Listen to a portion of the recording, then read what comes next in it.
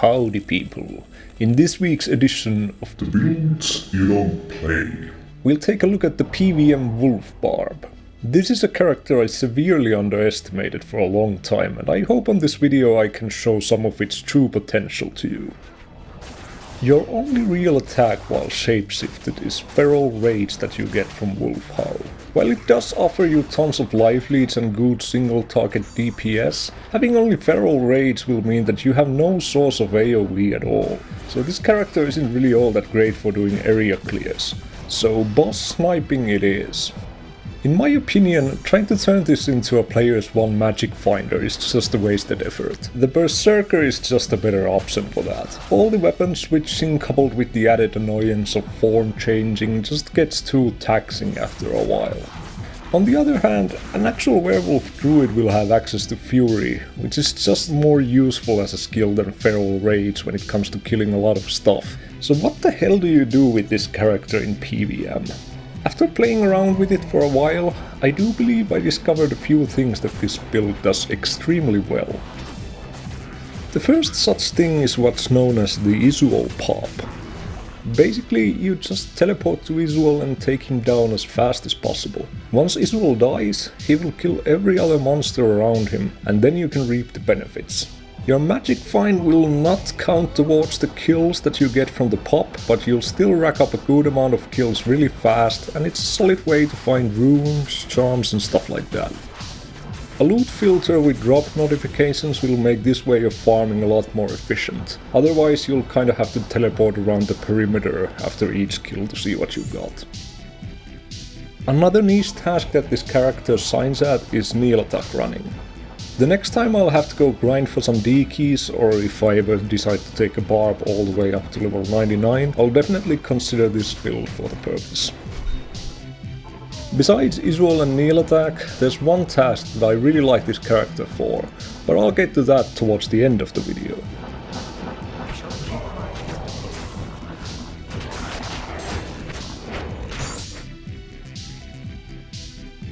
Wolf Howl is of course the helmet.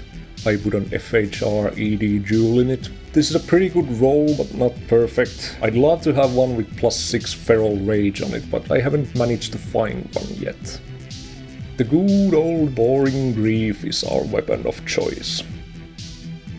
Beast is the offhand. Ideally you want it in a -10 base like War Scepter or the military pick, so it doesn't slow down your swing speed. The Fanaticism aura, from what I can tell, doesn't actually do anything for your own attack speed, but it'll still boost your mercenary and give you tons of extra damage.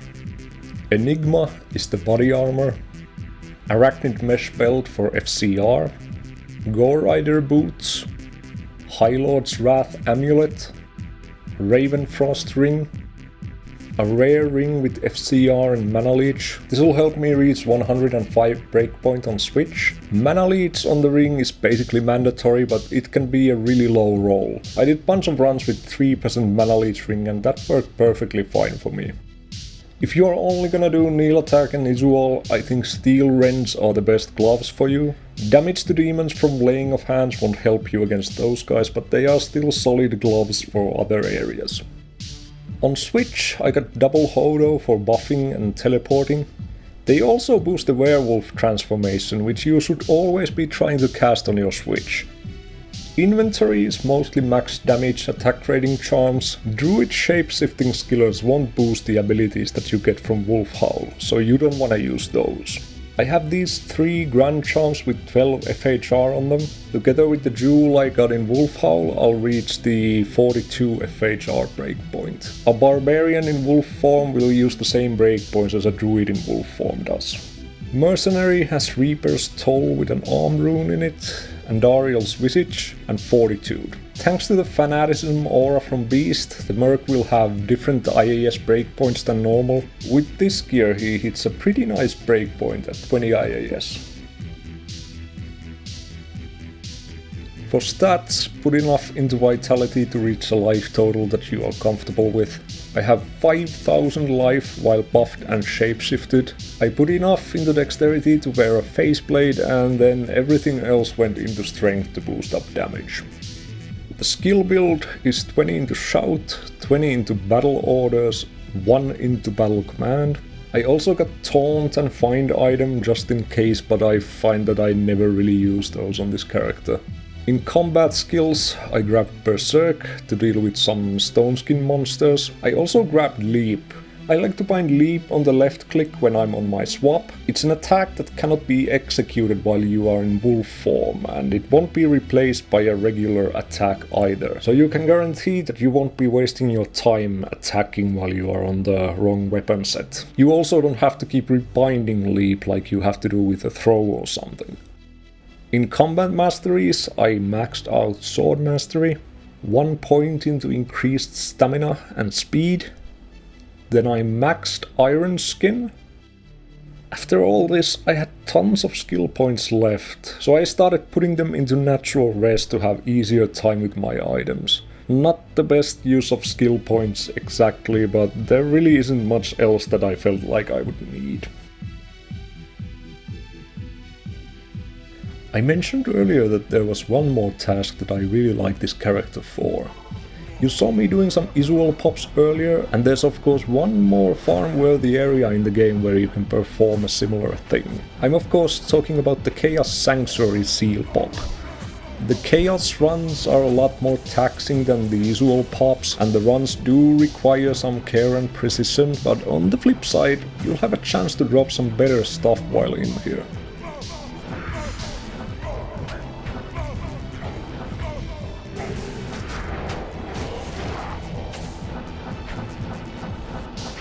It's worth pointing out that you can explore the entire area to spawn the monsters on Players 7, and then you can go down to Players 1 before you spawn the seal bosses, so you'll have an easier time with those. I don't think going down to Players 1 really makes that big of a difference, so I just keep the players count on P7 for the entire run.